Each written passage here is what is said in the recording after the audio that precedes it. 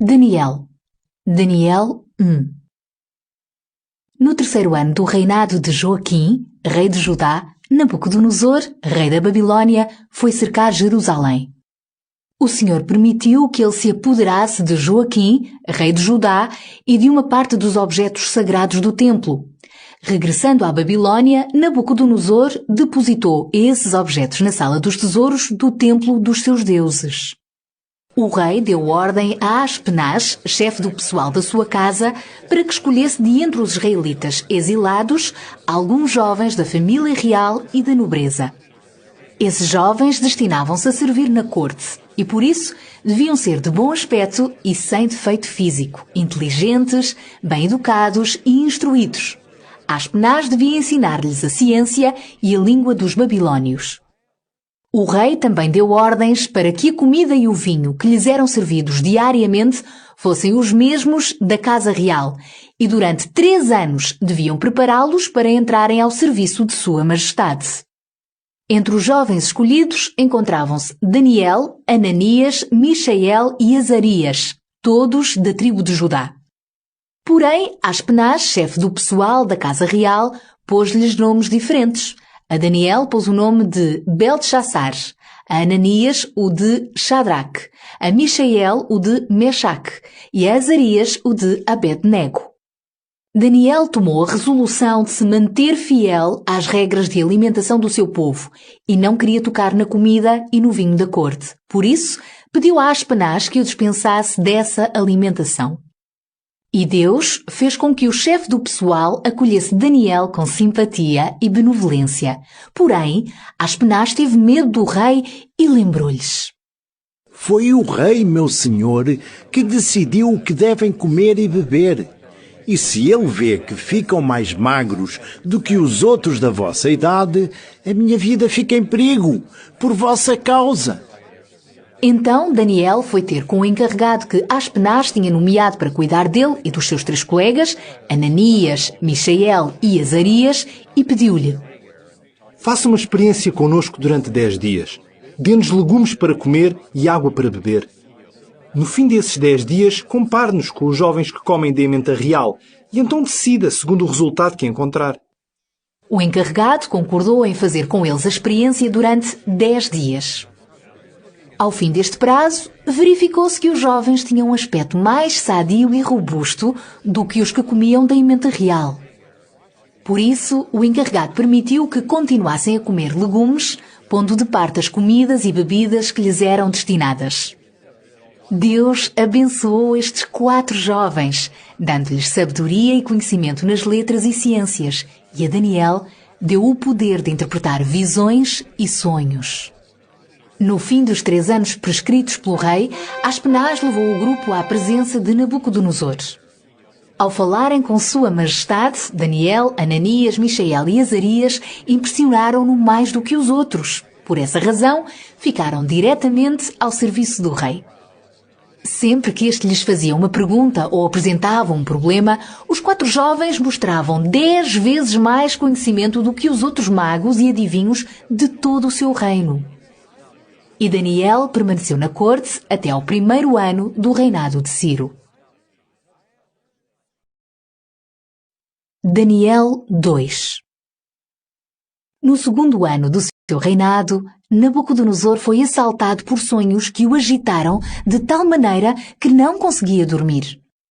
Mandou chamar os magos, adivinhos, feiticeiros e astrólogos para lhe explicarem os sonhos.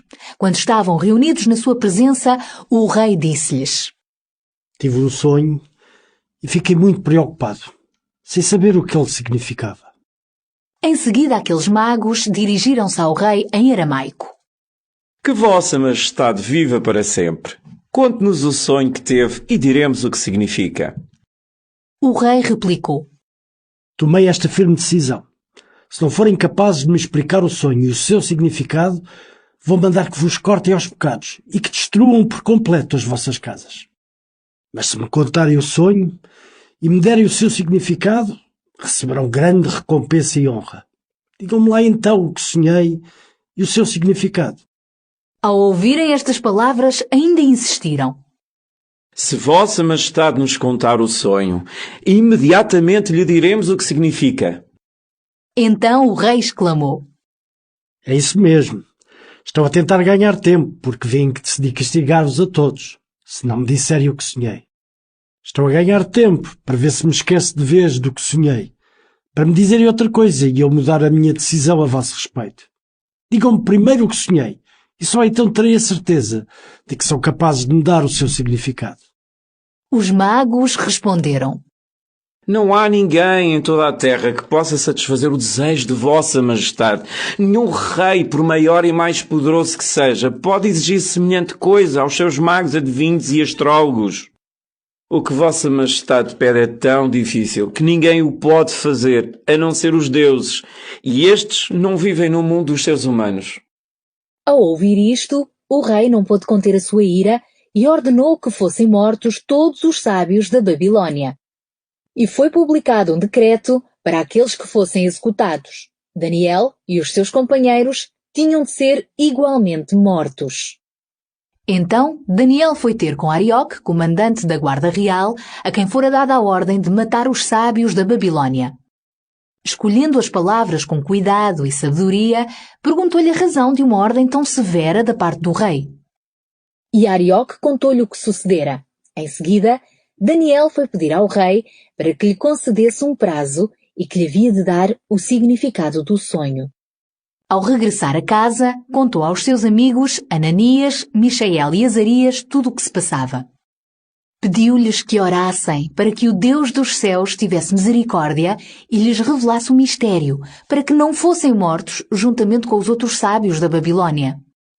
Naquela mesma noite, o sonho misterioso foi revelado a Daniel, numa visão, e ele louvou o Deus dos céus desta maneira: Deus é sábio e poderoso, louvado seja o seu nome para todo o sempre. Ele controla os tempos e as estações, estabelece e destrona os reis. É Ele que dá a sabedoria aos sábios e a inteligência aos inteligentes. Revela o que é profundo e secreto, conhece o que é obscuro e está sempre rodeado de luz. A ti, ó Deus dos meus antepassados, dou louvor e honra. Tu deste-me sabedoria e coragem, respondeste à nossa oração e mostraste-nos o que devemos dizer ao rei. Em seguida, Daniel dirigiu-se a Arioque, a quem o rei dera ordens para que executasse os sábios da Babilônia, e disse-lhe: Não os mates. Leva-me à presença do rei e eu lhe mostrarei o que significa o sonho. Arioque fez comparecer Daniel diante do rei Nabucodonosor e disse-lhe: Majestade, descobri entre os exilados judeus um que diz que é capaz de revelar o significado do sonho. O rei perguntou a Daniel, que também se chamava Belteshazzar: És capaz de me contar o sonho e dizer o que ele significa? Daniel respondeu-lhe: Saiba Vossa Majestade que não há nenhum sábio, adivinho, mago ou astrólogo capaz de lhe revelar esse mistério. Mas há um Deus nos céus, capaz de revelar os mistérios. Ele quis informar Vossa Majestade sobre o que vai acontecer no futuro. Na visão que teve enquanto estava a dormir, o seu sonho foi o seguinte. Deitado na sua cama, Vossa Majestade sonhou acerca do futuro. Deus, que revela os mistérios, mostrou o que vai acontecer. Esse sonho misterioso foi-me revelado, não porque eu seja mais sábio do que os outros, mas para que Vossa Majestade conheça o significado do sonho que teve e perceba aquilo que o preocupava.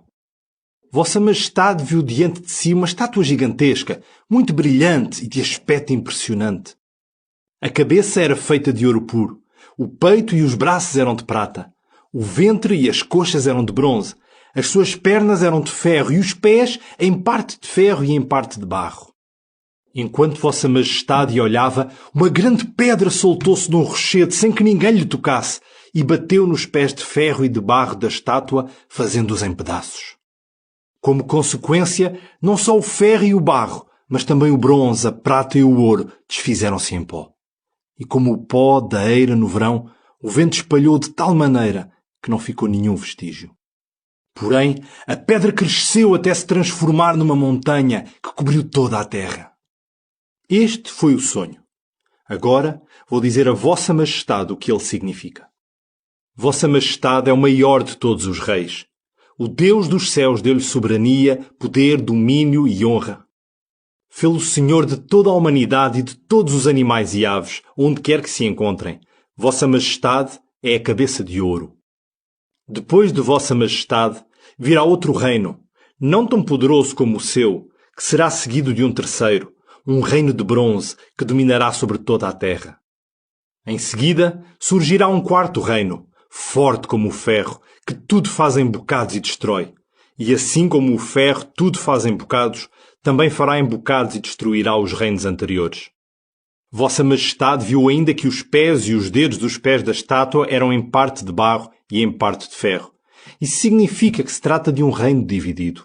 A sua força será em parte semelhante à do ferro, porque havia ferro misturado com barro. Os dedos em parte de ferro e em parte de barro significa que parte desse reino será forte e parte será fraco. Vossa Majestade viu igualmente que o ferro estava misturado com o barro. Isso significa que os governantes desse reino tentarão unir as suas famílias por casamento, mas não o conseguirão. Da mesma maneira que o ferro se não pode misturar com o barro. No tempo desses reis, o Deus dos céus fundará um reino que não terá fim. Esse reino nunca será conquistado por outro povo, mas aniquilará por completo todos os outros reinos e permanecerá para sempre. Por isso, Vossa Majestade viu como uma grande pedra se soltou de um rochedo, sem que ninguém lhe tocasse, e reduziu a pó o ferro, bronze, barro, prata e ouro. O Deus que é poderoso quis assim mostrar a Vossa Majestade o que irá acontecer no futuro. O que acabo de relatar foi o que o rei viu em sonhos, e esta interpretação é verdadeira. Então o rei Nabucodonosor inclinou-se respeitosamente até ao chão diante de Daniel e deu ordens para que lhe apresentassem sacrifícios e ofertas. E dirigindo-se a Daniel, o rei disse: Vosso Deus é o maior de todos. Ele domina sobre todos os reis e só ele revela os mistérios. De facto, só tu foste capaz de me desvendar este mistério. Em seguida, concedeu a Daniel grandes honras e ofereceu-lhe muitos e valiosos presentes. Entregou-lhe ainda o governo da província da Babilónia e fê-lo chefe supremo de todos os sábios do país. A pedido de Daniel, o rei nomeou Shadraque, Mesaque e Abednego para a administração da província da Babilónia, enquanto Daniel ficava no palácio real. Daniel 3. O rei Nabucodonosor mandou fazer uma estátua de ouro com cerca de 30 metros de altura e 3 de largura e ordenou que a pusessem na planície de Dura, na província da Babilónia. E ordenou também que se reunissem todos os altos funcionários, os sátrapas, ministros prefeitos, conselheiros, tesoureiros, letrados e magistrados. Todos deviam assistir à inauguração da estátua que o rei Nabucodonosor mandara fazer.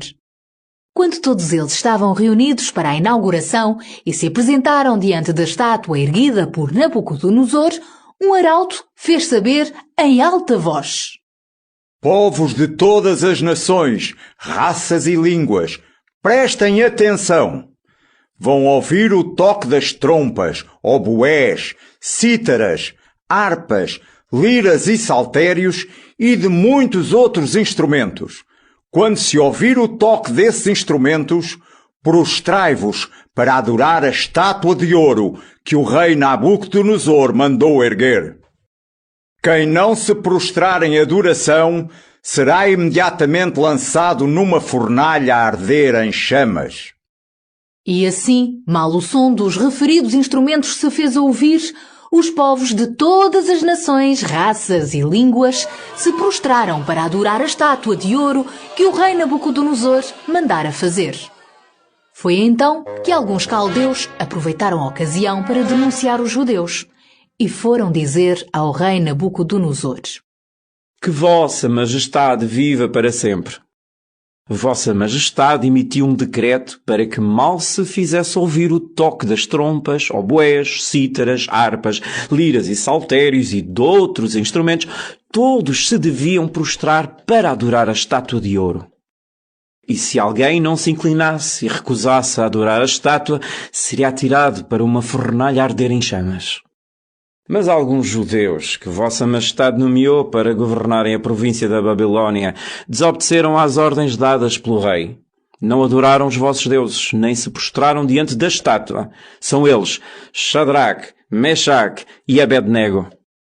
Nabucodonosor ficou furioso e ordenou que os 3 homens fossem levados à sua presença. Quando eles se apresentaram, o rei perguntou-lhes: Shadraque, Mechaque e Abednego, é verdade que vocês se recusaram a adorar os meus deuses e a adorar a estátua que mandei erguer? Pois bem, mal ouvirem o som das trompas, oboés, cítaras, harpas, liras e saltérios e de todos os outros instrumentos, devem prostrar-se e adorar a estátua que fiz. Se desobedecerem, serão imediatamente atirados para dentro da fornalha a arder em chamas. Pensam que há algum Deus que vos possa livrar do meu poder? Shadraque, Mechaque e Abednego responderam: Saiba, Vossa Majestade, que não nos queremos defender.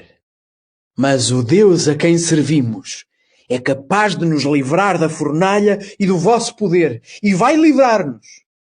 Mas mesmo que Ele não nos livrasse, pode ter a certeza que não adoraremos os vossos deuses, nem nos inclinaremos diante da estátua de ouro que mandou fazer.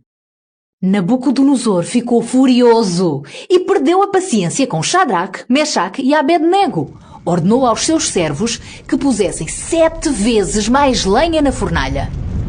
Mandou então aos soldados mais fortes do seu exército que amarrassem os 3 homens e os atirassem para dentro da fornalha a arder em chamas. E assim foram amarrados com a camisa, capa, turbante e tudo o que tinham vestido, e foram lançados na fornalha a arder. Como o rei tinha dado ordens estritas para a fornalha ser aquecida acima do normal, as chamas atingiram e mataram os guardas que atiraram para o fogo os 3 homens, Shadraque, Mechaque e Abednego. Shadraque, Mechaque e Abednego, ainda ligados, caíram os 3 no meio da fornalha em chamas. De repente, Nabucodonosor levantou-se estupefacto e perguntou aos oficiais: Não eram 3 os homens que amarramos e atiramos para dentro da fornalha? Eles responderam: É certo, Majestade. O rei replicou: Então, como é que eu vejo 4 a andar no fogo? E estes não estão ligados? Nem parecem ser atingidos pelas chamas. O quarto parece mesmo um deus. Então Nabucodonosor aproximou-se da entrada da fornalha e gritou: Shadraque, Mechaque, Abednego, servos do Deus Altíssimo, saiam cá para fora. E eles saíram. Sátrapas, chefes, governadores e outros oficiais do rei aproximaram-se dos 3 homens para verificar se não estavam queimados. O seu cabelo não estava chamuscado, nem a roupa tinha ardido, nem sequer cheiravam a fumo. Então o rei exclamou: Louvado seja o Deus de Shadraque, Mechaque e Abednego. Ele enviou o seu anjo para socorrer estes homens que o servem e nele confiam. Desobedeceram às minhas ordens e preferiram arriscar a vida, a inclinar-se para adorar outros deuses, além do seu. Por isso, ordeno que quem falar sem respeito pelo Deus de Shadraque, Mechaque e Abednego, seja quem for, e venha de onde vier, sem distinção de raça ou de língua, seja feito em pecados e a sua casa seja completamente destruída. Pois não há outro Deus que possa livrar alguém como este. Em seguida, o rei promoveu Shadraque, Mechaque e Abednego a posições ainda mais elevadas no governo da província da Babilónia.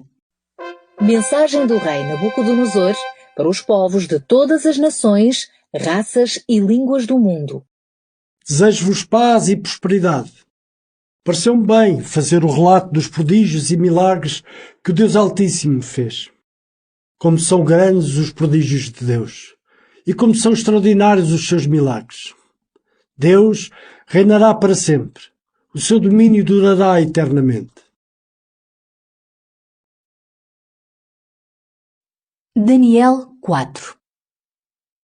Eu vivia tranquilo no conforto e suntuosidade do meu palácio. E uma noite, enquanto dormia, tive um sonho e pesadelos que me perturbaram. Neles, vi coisas terríveis. Quando acordei, mandei vir à minha presença aos sábios da Babilónia para que me revelassem o significado daquilo que eu sonhara. Os magos, adivinhos, astrólogos e feiticeiros compareceram diante de mim. Contei-lhes o sonho, mas não foram capazes de me explicar o seu sentido. Por fim, veio à minha presença Daniel, que também se chama Belteshazzar, segundo o nome do meu Deus. O espírito dos deuses santos está com ele. Contei-lhe também o que sonhara e disse-lhe: Eu sei que o espírito dos deuses santos está contigo, ó Belteshazzar, chefe dos magos. Sei que podes entender todos os mistérios. Vou dizer-te o que sonhei, para que me digas o que significa. Enquanto dormia na minha cama, tive esta visão. Vi uma árvore gigantesca plantada no meio da terra. Ela não parou de crescer até que chegou ao céu e podia ser vista do mundo inteiro. As suas folhas eram belas e estava carregada de fruto suficiente para alimentar toda a terra. Animais selvagens descansavam à sua sombra. As aves faziam ninho nos seus ramos e todos os seres criados comiam do seu fruto. Enquanto eu, deitado, meditava na visão, vi que um anjo descia do céu, alerta e vigilante, que proclamava com voz forte: Deitem a árvore abaixo e cortem os seus ramos. Tirem-lhe as folhas e espalhem os frutos. Afastem os animais que estão debaixo dela e enxotem as aves dos seus ramos. Mas deixem no chão o cepo com as raízes, com um anel de ferro e bronze à sua volta. Deixem-no ali no campo juntamente com a erva. Será molhado pelo orvalho do céu e comerá erva como os animais. Perderá o entendimento de homem, ficando só como um animal, e que fica assim durante 7 anos. Esta é a decisão dos anjos vigilantes, a ordem transmitida pelos santos. Todo o povo saiba que o Altíssimo tem poder sobre os reinos humanos e que os pode entregar a quem quiser, até mesmo ao mais insignificante dos homens. Este é o sonho que eu, Nabucodonosor, tive. Diz-me agora, Belteshazzar, qual é o seu sentido? Pois nenhum dos sábios do meu reino pôde explicá-lo, mas tu podes, porque o espírito dos deuses santos está contigo. Então Daniel, também chamado Belteshazzar, ficou tão alarmado que mal podia falar. O rei disse-lhe: Belteshazzar, não te deixes alarmar pelo sonho e pelo seu significado. Belteshazzar respondeu: Quem dera que o sonho e o seu significado se referissem aos vossos inimigos e não a vós, mas refere-se a vossa majestade. A árvore que viu era tão alta que chegava ao céu e podia ser vista do mundo inteiro. As suas folhas eram belas e o seu fruto suficiente para alimentar toda a população da terra. Os animais selvagens repousavam à sua sombra e as aves faziam ninho nos seus ramos. Majestade, vós sois a grande árvore, alta e forte. Vossa majestade cresceu tanto que chega ao céu e o seu poder chega até aos confins da terra. Enquanto vossa majestade estava a sonhar, um anjo desceu do céu e ordenou: que a árvore seja cortada e destruída, mas que o cepo fique intacto. Ligue-se o tronco com um anel de ferro e de bronze e seja deixado junto à erva do campo. Que o orvalho caia sobre esse homem e viva como os animais durante 7 anos. É este o significado do sonho e o que o Altíssimo predisse que vai acontecer a vossa majestade. Vai ser afastado do convívio da sociedade humana e habitará com os animais selvagens. Durante 7 anos comerá erva como os bois, dormirá ao relento e será molhado pelo orvalho. Depois disto, vossa majestade tem que admitir, finalmente, que o Altíssimo domina sobre todos os reinos e os entrega a quem bem lhe parece. Os anjos deram ordens para que o cepo fosse poupado com as raízes. Isso significa que vossa majestade será rei novamente, quando reconhecer que Deus é soberano sobre toda a terra. Por isso, ó rei, siga o meu conselho. Renuncie aos seus pecados, pratique a justiça e tenha compaixão dos pobres. Só então poderá viver tranquilo. E tudo isto aconteceu ao rei Nabucodonosor.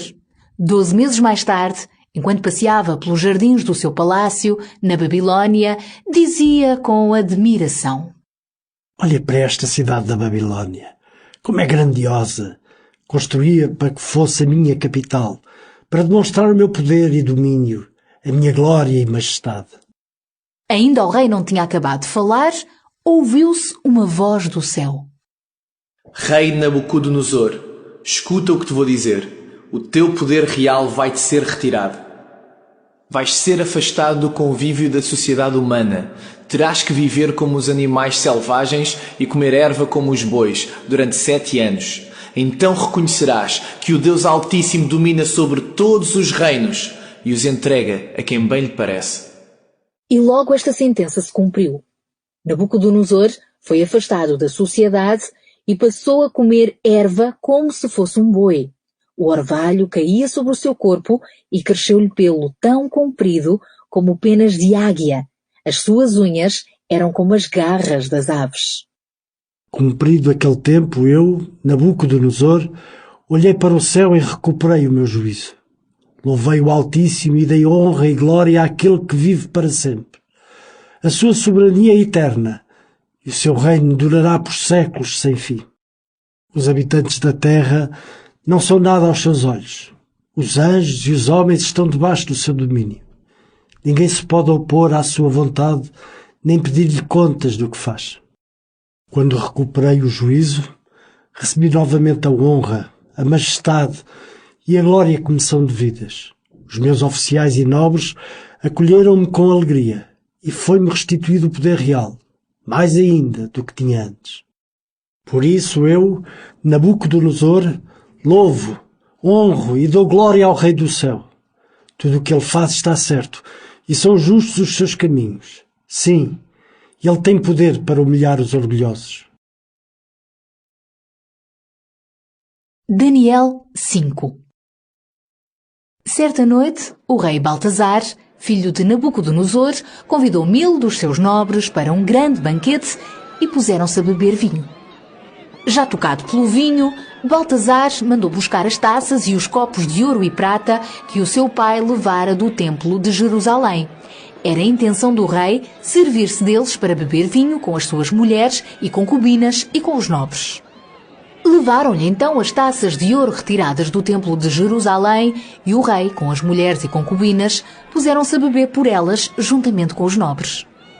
Quando estavam já bem bebidos, brindaram em honra dos deuses de ouro, prata, bronze e ferro, madeira e pedra. Mas de repente apareceu uma mão humana que começou a escrever na parte mais iluminada da parede estocada do palácio. Ao ver essa mão a escrever, o rei empalideceu e ficou com tanto medo que os seus joelhos começaram a tremer e a bater um no outro. Pôs-se a gritar e mandou logo chamar os adivinhos e os astrólogos e feiticeiros, e mal estes sábios da Babilônia foram introduzidos à sua presença, disse-lhes: Quem for capaz de ler o que está escrito e me disser o que significa, receberá vestes de púrpura reais e será presenteado com uma corrente de ouro para o pescoço. Também terá o 3º lugar em poder, em todo o meu reino. Porém, nenhum dos sábios do rei conseguiu ler o que fora escrito, nem dizer o que significava. O pânico do rei Baltazar era cada vez maior e os seus nobres não sabiam o que fazer. Então, a rainha, ao ouvir o barulho que o rei e os seus nobres faziam, entrou na sala do banquete e exclamou: Viva para sempre, majestade! Não se aflija, nem se preocupe. Escusa de ficar pálido. Há uma pessoa neste reino que tem o espírito dos deuses santos. Quando o vosso pai era rei, essa pessoa mostrou bom senso, conhecimento e sabedoria iguais aos dos deuses. E o senhor vosso pai, o rei Nabucodonosor, fê-lo chefe dos magos, adivinhos, astrólogos e feiticeiros. Ele tem habilidade especial e sabe interpretar os sonhos, resolver os enigmas e explicar os mistérios. Mande, pois, vossa majestade chamar Daniel, a quem o rei, vosso pai, pôs o nome de Belteshazzar, e ele lhe dirá o que tudo isto significa.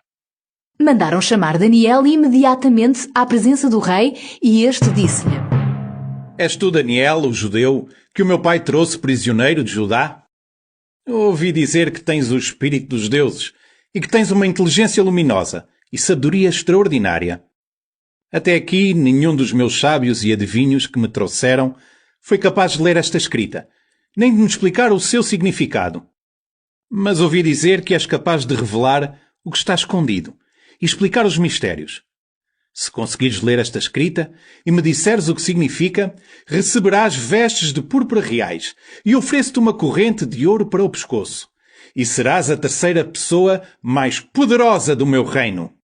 Daniel respondeu ao rei: Pode guardar os presentes, majestade, ou se o entender pode dá-los a outra pessoa. Quanto à inscrição, eu vou lê-la e explicar para vossa majestade o seu significado. O Deus Altíssimo permitiu que Nabucodonosor, vosso pai, fosse um grande rei e deu-lhe glória e majestade.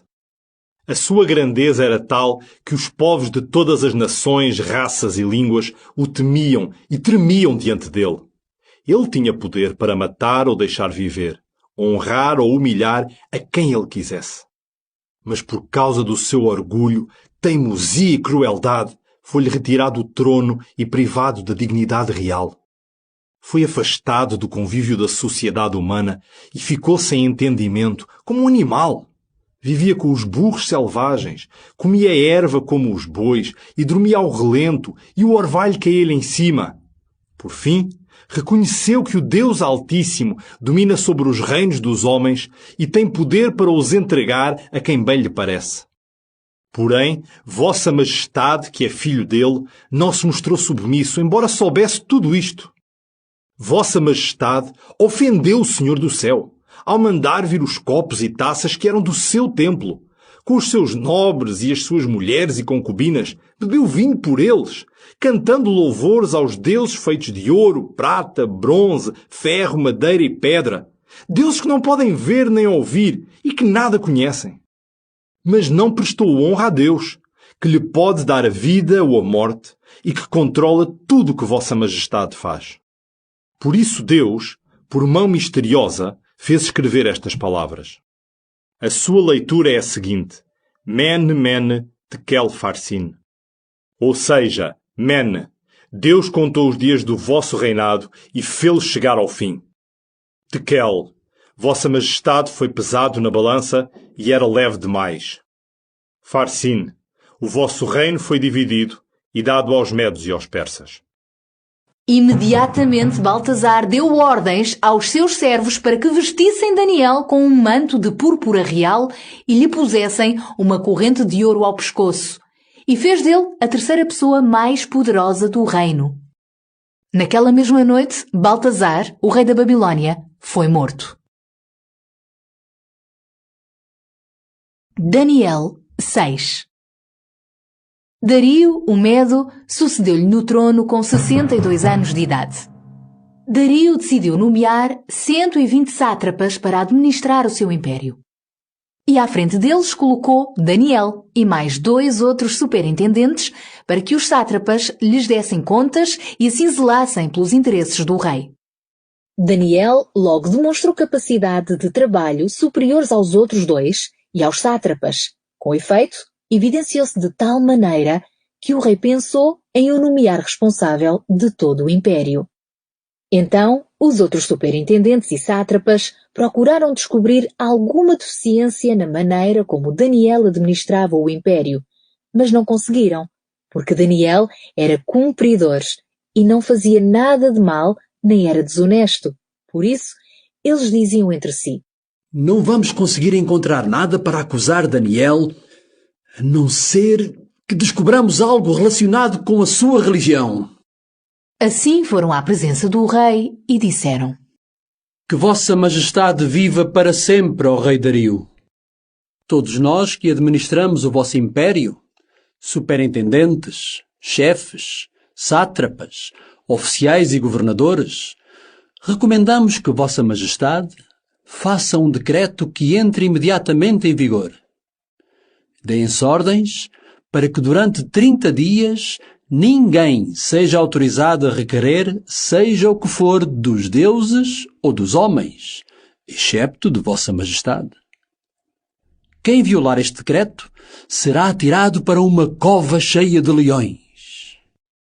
Que este decreto seja imediatamente redigido, assinado por vossa majestade, para que não possa ser alterado e seja irrevogável, como lei dos medos e dos persas. E assim o rei Dario assinou e promulgou o decreto. Quando Daniel soube que aquele decreto tinha sido assinado, foi para casa. No andar superior tinha uma janela voltada para Jerusalém. Como era seu costume, 3 vezes por dia, ajoelhou-se ali, de janela aberta, para orar a Deus. Os inimigos de Daniel apareceram de repente e descobriram que ele continuava a fazer oração ao seu Deus. Foram logo à presença do rei para acusar Daniel e disseram: Vossa Majestade assinou um decreto para que nos próximos 30 dias, se alguém pedir seja o que for aos deuses ou aos homens, excepto a Vossa Majestade, seja atirado para uma cova cheia de leões. O rei confirmou. Sim, é um decreto que tem de ser cumprido, uma lei dos medos e dos persas que não pode ser alterada. Disseram então ao rei: Daniel, um dos exilados de Judá, não tem respeito por Vossa Majestade e não obedece ao decreto. Ele faz a sua oração regularmente ao seu Deus 3 vezes por dia. Quando o rei ouviu estas palavras, ficou muito abatido e fez o possível para encontrar maneira de salvar Daniel. Até ao pôr do sol, não descansou para o livrar. Então, os que tinham acusado Daniel voltaram à presença do rei e disseram: Vossa Majestade sabe que, segundo as leis dos medos e dos persas, nenhum decreto promulgado pelo rei pode ser mudado. Então o rei deu ordem para que Daniel fosse preso e lançado numa cova cheia de leões. Disse, porém, a Daniel: Que o teu Deus, a quem tu serves tão fielmente, venha em teu socorro. Uma grande pedra foi colocada sobre a abertura da cova, selada com o selo do rei e com o dos seus nobres, para que ninguém pudesse socorrer a Daniel. O rei voltou para o palácio e passou a noite sem dormir, recusando comida e quaisquer divertimentos. De madrugada levantou-se e foi a correr para a cova dos leões.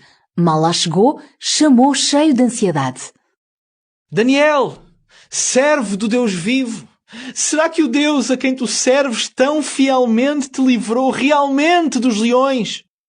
Daniel respondeu-lhe: Viva Vossa Majestade para sempre!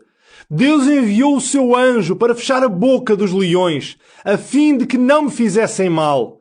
Ele sabia que eu estava inocente e que também não tinha feito nada contra Vossa Majestade. O rei ficou cheio de alegria por causa de Daniel e imediatamente deu ordem para que este fosse retirado da cova. Quando o puxaram para fora, verificaram que não tinha sido mordido, pois tinha confiado em Deus. Então o rei mandou prender aqueles que tinham acusado Daniel e mandou-os atirar juntamente com as suas mulheres e filhos para dentro da cova cheia de leões.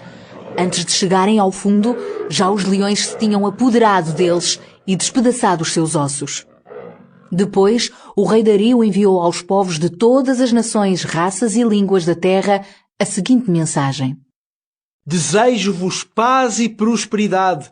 Ordeno e mando que todos os súbditos do meu império temam e respeitem o Deus de Daniel, pois ele é um Deus vivo que subsistirá para sempre. O seu reino nunca será destruído e o seu domínio não terá fim. Ele salva e socorre, faz maravilhas e milagres, tanto no céu como na terra. Foi ele que salvou Daniel de ser morto pelos leões. E Daniel prosperou durante o reinado de Dario e depois durante o de Ciro, rei dos persas. Daniel 7. No primeiro ano do reinado de Baltasar, rei da Babilônia, Daniel teve um sonho, uma visão durante a noite. Escreveu o que viu no sonho e este é o seu relato. Nessa noite tive um sonho, uma visão noturna. Os 4 ventos sopravam de todas as direções e fustigavam a superfície do mar imenso. 4 animais enormes saíram do mar, sendo cada um diferente dos outros. O primeiro parecia um leão, mas tinha asas como as da águia. Enquanto eu olhava, as asas foram arrancadas. Fizeram levantar o animal e pôs-se de pé, como se fosse um homem. Em seguida, deram-lhe entendimento humano. O segundo animal era parecido com um urso e estava de pé sobre as patas traseiras. Tinha 3 costelas entre os dentes e uma voz ordenou-lhe: vai, come carne com abundância.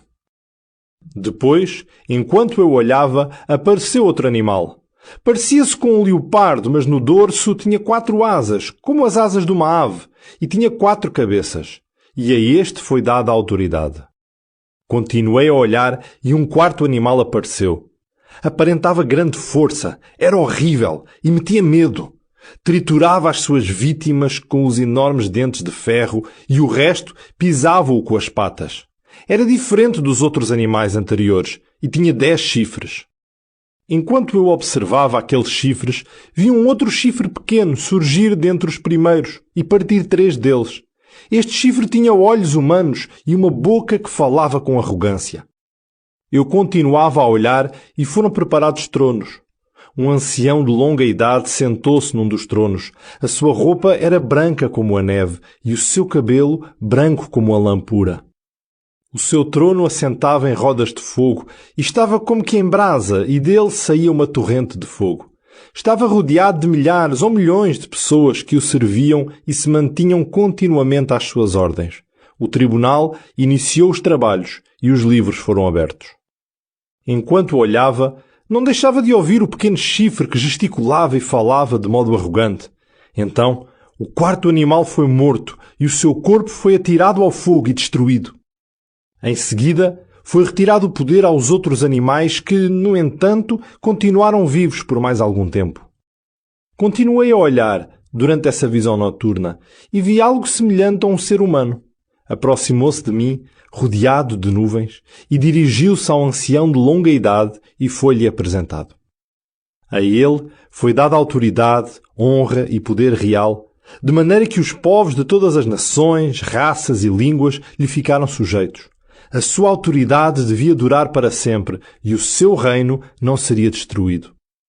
Eu, Daniel, fiquei muito alarmado e profundamente perturbado com as visões que tive. Dirigi-me então a um daqueles que estavam ali de pé e pedi-lhe que me explicasse o que se passava. E ele deu-me esta explicação. Estes 4 animais enormes representam 4 impérios que hão de surgir sobre a terra. Mas depois, os santos do Altíssimo receberão poder soberano que nunca mais lhes será retirado por toda a eternidade. Quis então saber mais sobre o que significava o 4º animal, que não era semelhante aos outros, aquele animal que metia um medo terrível e que despedaçava as suas vítimas com garras de bronze e dentes de ferro e depois pisava o resto com as patas. Quis saber qual o significado dos 10 chifres sobre a sua cabeça e do chifre que surgira depois, provocando a queda de 3 dos outros chifres. Este chifre tinha olhos e boca, falava com arrogância e parecia maior do que todos os outros. Estando eu a olhar, esse chifre fez guerra aos santos e estava mesmo a vencê-los. O ancião de longa idade entrou em ação e pronunciou uma sentença a favor dos santos do Altíssimo. Chegou então o momento de os santos receberem o reino. Esta é a explicação que me foi dada. O 4º animal representa um 4º império, que dominará a terra e será diferente dos outros impérios. Ele vai devorar toda a terra, vai pisá-la aos pés e esmagá-la. Os 10 chifres representam os 10 reinos que dominarão sobre o império. A seguir surgirá outro rei. Ele será muito diferente dos anteriores e destronará 3 reis. Este há de insultar o Altíssimo e oprimirá os seus santos. E há de tentar mudar as suas leis religiosas e os seus dias de festa. E os santos ficarão nas mãos deste império durante 3 anos e meio. Então o tribunal do céu vai reunir-se para o julgamento. Vai retirar o poder a esse império e destruí-lo por completo e para sempre. E assim, a soberania, o poder e a grandeza de todos os reinos da terra serão entregues ao povo dos santos do Altíssimo. Esse será para sempre, e todos os governantes da terra o hão de servir e lhe obedecerão. Assim termina a explicação da visão. Eu, Daniel, fiquei tão cheio de medo que o meu rosto empalideceu e guardei todas estas coisas sem as revelar a ninguém. Daniel 8. No 3º ano do reinado de Baltasar, eu, Daniel, tive uma segunda visão, depois daquela que tinha acontecido anteriormente. E o que vi foi o seguinte. Eu encontrava-me na cidade fortificada de Susa, na província de Elam. Estava em pé, na margem do rio Ulai. Olhei para a margem do rio e vi um carneiro que estava ali de pé com 2 chifres compridos, e o último a nascer era o mais comprido dos 2. O carneiro dava marradas para o ocidente, para o norte e para o sul. Nenhum animal podia detê-lo nem fugir ao seu domínio. Fazia o que lhe aprazia e crescia em arrogância. Enquanto eu procurava entender o significado disto, surgiu um bode do ocidente, a correr com tanta velocidade que os pés não tocavam no chão. Ele tinha um chifre proeminente entre os olhos. Dirigiu-se para o carneiro com os 2 chifres, que o vira à beira do rio, e precipitou-se sobre ele com toda a força.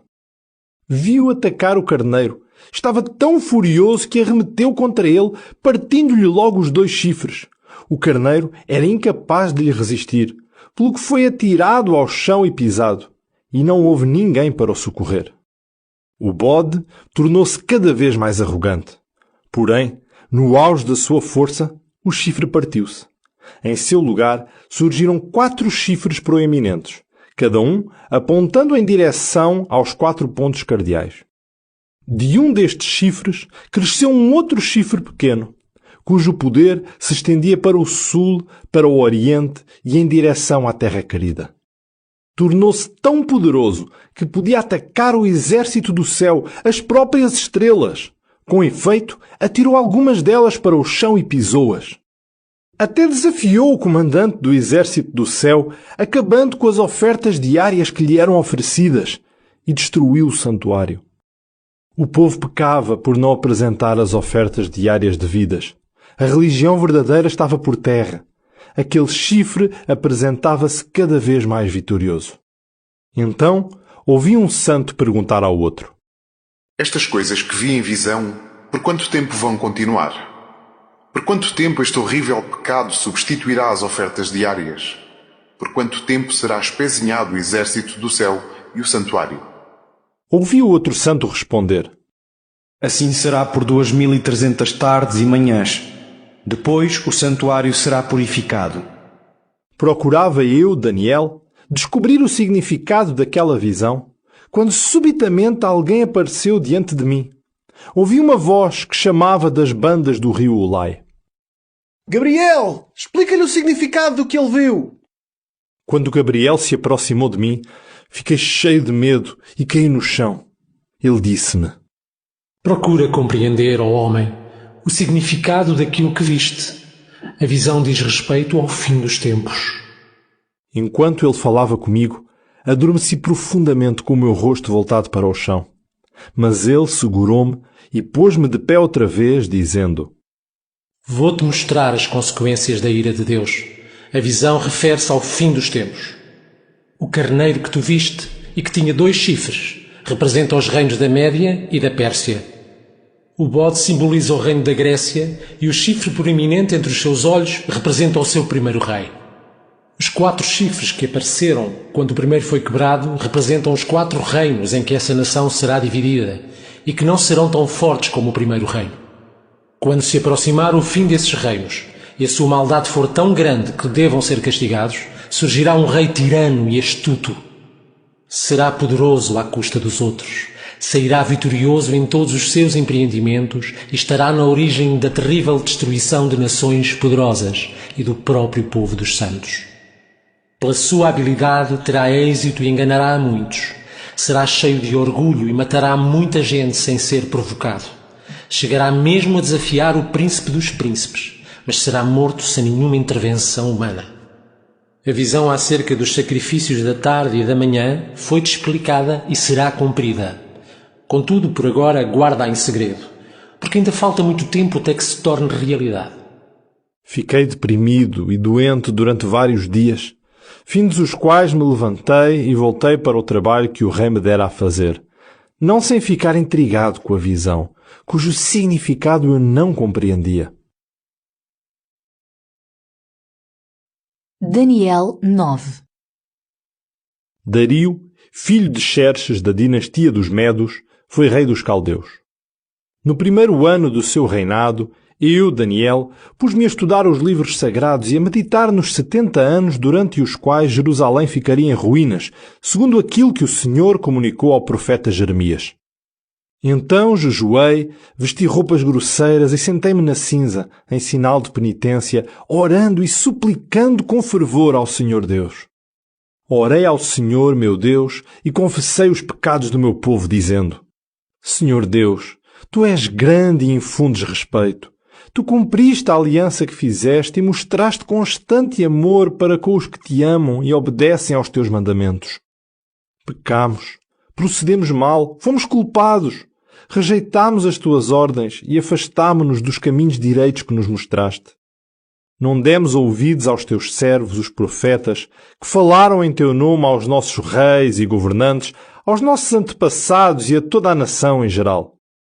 Tu, Senhor, és justo, mas nós que vivíamos na Judeia e em Jerusalém, nós, os israelitas que espalhaste pelos países vizinhos e longínquos, estamos ainda hoje cheios de vergonha por causa da nossa infidelidade para contigo.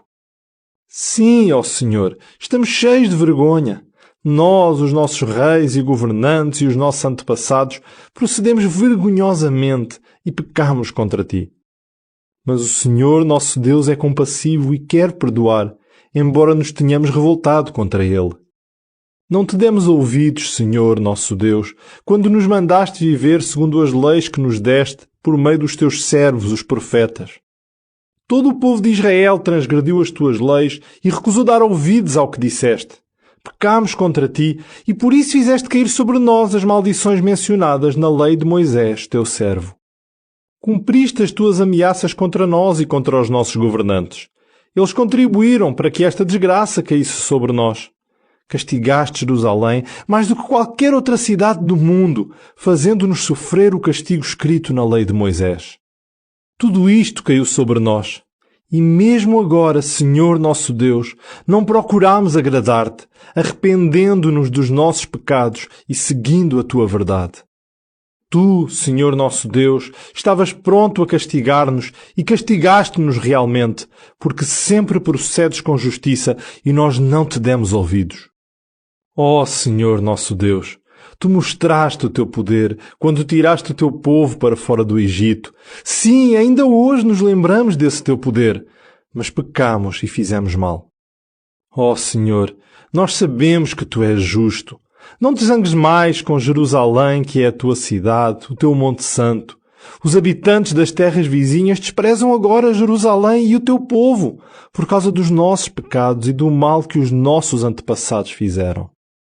Ó Deus, ouve a oração e a súplica deste teu servo. Por favor, olha com bondade para o teu templo que foi destruído. Meu Deus, ouve-nos. Olha para nós e repara na nossa aflição e no sofrimento por que está a passar a cidade que te pertence. Fazemos-te este pedido porque tu és um Deus de misericórdia, não porque tenhamos procedido bem. Senhor, ouve-nos. Senhor, perdoa-nos. Senhor, escuta-nos e faz alguma coisa, para que toda a gente saiba que tu és Deus. Não te demores, pois esta cidade e este povo são teus. Continuei a orar, confessando os meus pecados e os pecados do meu povo Israel e intercedendo junto do Senhor meu Deus a favor do seu santo monte. Enquanto eu assim orava, o anjo Gabriel, que eu vira na visão anterior, desceu voando até onde me encontrava à hora da oferta da tarde e, em jeito de explicação, disse-me: Daniel, eu vim para te ajudar a compreender a profecia. Quando começaste a dirigir a Deus a tua súplica, Ele decidiu responder-te. Ele ama-te e eu vim para te dar a resposta. Presta, pois, atenção ao que te vou explicar sobre a visão.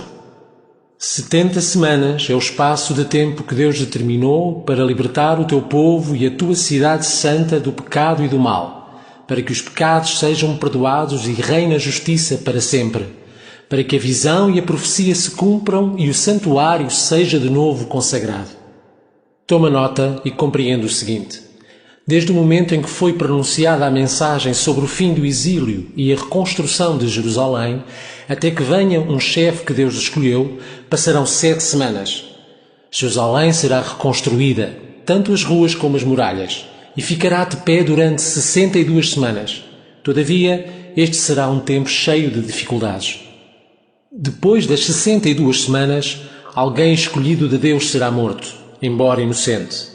A cidade e o templo serão destruídos por um exército invasor, comandado por um chefe poderoso. O fim virá, qual enxurrada, trazendo consigo a guerra e a destruição, conforme foi decidido por Deus.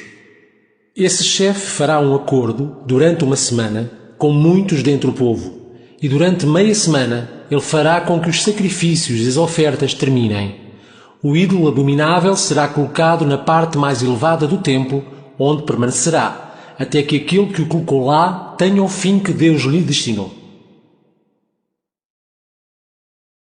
Daniel 10. No terceiro ano do reinado de Ciro, da Pérsia, foi revelada uma mensagem a Daniel que também se chama Belteshazzar. A mensagem era verdadeira e fazia prever grandes dificuldades. Numa visão, Daniel compreendeu o seu significado depois de profunda reflexão. Nessa altura, encontrava-me eu de luto de 3 semanas. Não comi manjares delicados, nem carne, nem bebi vinho, nem usei perfumes antes de terminarem as 3 semanas. No 24º dia do primeiro mês do ano, encontrava-me de pé na margem do imponente rio Tigre, quando vi uma pessoa vestida de roupa de linho que tinha um cinto de ouro puro de Ufaz. O seu corpo brilhava como uma pedra preciosa. O seu rosto era tão resplandecente como um relâmpago, e os seus olhos pareciam de fogo. Tinha braços e pernas que luziam como se fossem de bronze polido, e a sua voz ressoava como o clamor de uma grande multidão. Só eu, Daniel, fui testemunha desta visão. Os que se encontravam comigo não viram nada, mas ficaram cheios de medo e fugiram para se esconder. Estava sozinho a observar esta visão estranha. Senti-me sem forças. O meu rosto ficou desfigurado e eu fiquei transtornado e sem coragem. Quando ouvi a sua voz, caí por terra inconsciente de rosto para baixo. Em seguida, uma mão segurou-me e fez-me pôr de joelhos apoiado nas mãos a tremer. O anjo disse-me: Daniel, Deus ama-te. Levanta-te e presta atenção ao que te vou dizer. Fui enviado para vir ter contigo. Ao ouvi-lo pronunciar estas palavras, levantei-me ainda a tremer. Ele disse ainda: Daniel, não tenhas medo. Deus ouviu as tuas orações, desde o primeiro dia que tomaste a decisão de fazer penitência a fim de obteres a explicação do que se passa, e eu vim em resposta à tua oração. O anjo protetor do reino da Pérsia opôs-se-me durante 21 dias. Então Miguel, um dos chefes dos anjos, veio em meu auxílio porque eu ficara só na Pérsia. Vim para te explicar o que vai acontecer ao teu povo no futuro, pois esta visão tem a ver com o futuro. Quando proferiu estas palavras, fiquei a olhar para o chão sem poder abrir a boca. Então, um outro ser que tinha o aspecto de uma pessoa estendeu a sua mão e tocou nos meus lábios. Eu consegui abrir a boca e disse-lhe: Senhor, esta visão fez-me sentir tão fraco que não consigo deixar de tremer. Pareço um escravo diante do seu senhor. Como poderei falar contigo? Sinto-me sem forças e até me falta o ar. Uma vez mais ele me amparou e senti-me com mais forças. Ele disse-me: Deus ama-te. Não te deixes desfalecer nem atemorizar. Fica tranquilo. Após estas palavras, senti que as forças me voltavam e pedi: Senhor, diz-me o que tens para me dizer. Já me sinto melhor. Ele perguntou-me: Sabes por que vim ter contigo? É que tenho de voltar a enfrentar o príncipe da Pérsia. Depois de eu sair, vem o príncipe da Grécia. Mas quero revelar-te o que está escrito no livro da verdade. E mais ninguém está comigo para os enfrentar, a não ser Miguel, vosso príncipe. Daniel 11. Também eu já o ajudei a ele, no primeiro ano de Dario, rei dos Medos. Aquilo que te digo é totalmente verdade. O anjo disse: 3 reis reinarão ainda sobre a Pérsia. Estes serão seguidos por um quarto, que será o mais rico de todos. No auge do seu poder e riqueza, mostrar-se-á hostil contra o reino da Grécia. Surgirá então na Grécia um rei extremamente poderoso que reinará sobre um império gigantesco e fará tudo o que lhe aprouver. No auge do seu poder, o império cairá e será dividido em 4. O seu lugar será ocupado por reis que não são da sua linhagem. Estes não terão, todavia, o mesmo poder. O rei do sul será forte, mas um dos seus generais será ainda mais forte e reinará sobre um reino ainda maior. Decorridos alguns anos, o rei do sul fará uma aliança com o rei do norte e dar-lhe-á a sua filha em casamento. Mas essa aliança não durará. Tanto ela como o marido e o seu filho, bem como os servos que a acompanharam, serão todos mortos. Pouco depois, um dos seus parentes subirá ao trono e atacará o exército do rei do norte. Entrará na fortaleza e derrotá-los-á. Levará de volta para o Egito as imagens dos seus deuses e os objetos de ouro e de prata que eram consagrados aos deuses. Após alguns anos de paz, o rei da Síria invadirá o Egito, mas será repelido. Os filhos do rei do norte preparar-se-ão para a guerra e reunirão um grande exército. Um deles atacará com o poder de uma enxurrada e ameaçará uma fortaleza inimiga. O rei do sul ficará enfurecido, entrará em guerra contra a Síria e conquistará o exército imenso que o seu rei tinha preparado. Ficará orgulhoso da sua vitória e de matar muitos soldados. Todavia, o seu êxito não durará. O rei do norte voltará e reunirá um exército ainda maior do que o anterior. Quando o momento propício chegar, atacará com esse exército poderoso e bem equipado. Então muitos se revoltarão contra o rei do sul, e certos homens violentos do teu povo, ó Daniel, vão revoltar-se por causa de uma visão que vão ter, mas serão derrotados. Então o rei do norte cercará uma cidade fortificada e tomá-la-á. Os soldados do sul deixarão de combater, até os soldados mais valentes enfraquecerão. O invasor fará o que lhe aprouver com eles sem encontrar resistência. Dominará por completo a terra querida. Organizará uma expedição que incluirá todo o exército. Em seguida, a fim de derrotar o reino inimigo, fará aliança com ele e dar-lhe-á uma filha em casamento. Mas o plano fracassará. Depois avançará para as zonas marítimas e conquistará muitas nações. Porém, um general estrangeiro derrotá-lo-á e porá fim à sua arrogância. O rei voltará para a fortaleza do seu país, mas será derrotado e morto sem deixar rasto. Suceder-lhe-á um outro rei que enviará um emissário para extorquir o tesouro do reino. Pouco depois, também esse rei será morto, nem por causa da ira, nem do combate. O anjo prosseguiu. O rei que lhe sucederá será um ser desprezível, sem direitos ao trono, mas surgirá de surpresa e apoderar-se-á do poder usando de artimanhas. Quem se lhe opuser, ainda que seja o chefe do povo da aliança, será repelido e aniquilado. Por meio de conluios, enganará as outras nações e não deixará de crescer em poder, embora seja rei de uma pequena nação. Invadirá de surpresa as zonas mais férteis do país e fará o que antes dele nenhum dos seus predecessores fez. Seguidamente repartirá o espólio pelos seus cúmplices e procurará atacar várias fortalezas durante algum tempo. Seguro da sua força e coragem, organizará um grande exército para atacar o reino do sul, que se preparará para lhe dar luta com um tremendo e poderoso exército, mas não conseguirá resistir porque será vítima de conluios. Os seus conselheiros mais íntimos levá-lo-ão à derrocada. Muitos dos seus soldados morrerão e o seu exército será dizimado. Em seguida, os dois reis sentar-se-ão para comer à mesma mesa. Porém, os seus intuitos serão enganosos, mentirão um ao outro. Não obterão o que pretendem, porque ainda não chegou o momento fixado por Deus. O rei do norte, voltando para o seu país com muitos despojos, estava decidido a destruir a religião do povo de Deus. E fará como tinha premeditado, após o que regressará para o seu país. Mais tarde invadirá novamente o sul, mas o desenrolar dos acontecimentos será totalmente diferente. Povos vindos do mar hão de atacá-lo com os seus barcos e dar-lhe-ão luta, e isso vai atemorizá-lo. A seguir, furioso, ele tentará destruir a religião do povo da Santa Aliança e seguirá o conselho dos que abandonaram essa Santa Aliança. Alguns dos seus soldados profanarão o templo, acabarão com as ofertas diárias e colocarão nele o ídolo abominável. O rei usará de engano para ganhar o apoio dos que transgrediram os preceitos da aliança, mas os que reconhecem a Deus ripostarão na luta.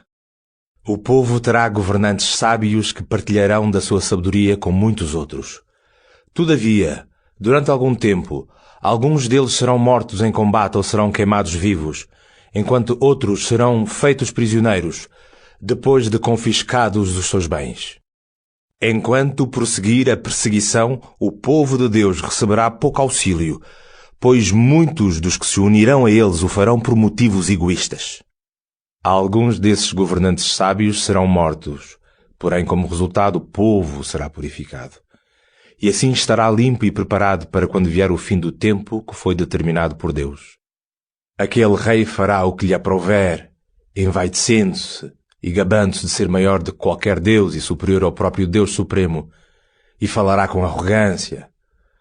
Assim será até que chegue o tempo em que Deus o castigará. Os planos de Deus serão totalmente postos em prática. O rei não respeitará o Deus dos seus antepassados, nem o Deus querido das mulheres. Sim, ele não respeitará nenhum Deus porque pensará que é maior do que eles. Porém, honrará o Deus que protege a fortaleza.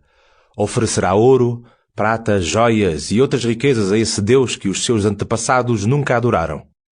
A fim de defender as suas fortalezas, utilizará gente que presta culto a um Deus estrangeiro. Honrará muito os que acreditam nesse Deus, confiar-lhes-á posições elevadas e recompensá-los-á com terras. Quando chegar o tempo final, o rei do sul atacará o rei do norte. Este oferecerá resistência, com todo o seu poder, fazendo uso de carros, cavalos e muitos barcos.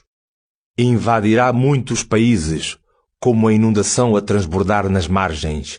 Invadirá também a terra querida e matará dezenas de milhares. Só escaparão as terras de Edom, Moabe e o que ficar dos habitantes de Amon.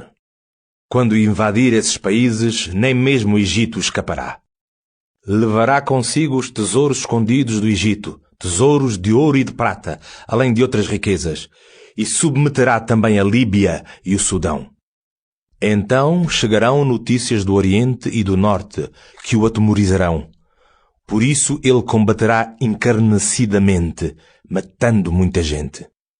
Chegará mesmo a montar as suas enormes tendas reais entre o mar e a montanha santa da terra querida. Porém morrerá sem que ninguém lhe preste socorro. Daniel 12. Nesse tempo aparecerá o poderoso anjo Miguel, que protege o teu povo. Haverá então um tempo de angústia, como nunca houve desde que existem as nações. Quando vier esse tempo, os habitantes do teu povo, cujos nomes estiverem escritos no livro de Deus, serão salvos. Muitos dos que já morreram viverão novamente. Alguns desfrutarão de vida eterna, enquanto outros receberão a vergonha, a eterna desgraça. Os governantes sábios resplandecerão como o esplendor do firmamento, e muitos dos que ensinaram o povo a ser fiel cintilarão para sempre, como as estrelas.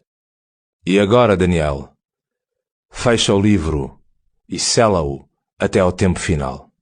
Nessa altura muitos o hão de consultar, e o conhecimento aumentará. Eu, Daniel, vi então outros 2 seres que estavam na margem de um rio, um de cada lado. Um deles perguntou ao homem com roupas de linho que se encontrava mais acima do lado da nascente: Quanto tempo falta até que estes acontecimentos extraordinários se cumpram? O homem vestido de linho levantou ambas as mãos em direção ao céu e, por aquele que vive eternamente, fez esta promessa solene: Passar-se-ão 3 anos e meio. Quando terminar a perseguição contra o povo santo, todas estas coisas já terão acontecido. Ouvi o que ele disse, mas não compreendi. Por isso perguntei: Mas, senhor, como é que tudo isso vai acabar? Ele respondeu: Deixa, Daniel, porque estas palavras devem ficar em segredo e escondidas até que venha o fim. Muita gente será purificada, limpa e aquilatada. Os maus não compreenderão, mas continuarão a fazer o mal. Apenas entenderão os que forem sábios. Desde o tempo em que as ofertas diárias terminaram, isto é, desde que foi colocado o ídolo abominável, passarão 1290 dias. Felizes daqueles que permanecerem fiéis até que terminem os 1335 dias. E tu, Daniel, segue fiel até ao fim. Depois de morreres, hás de ressuscitar novamente para receberes a recompensa no fim dos tempos.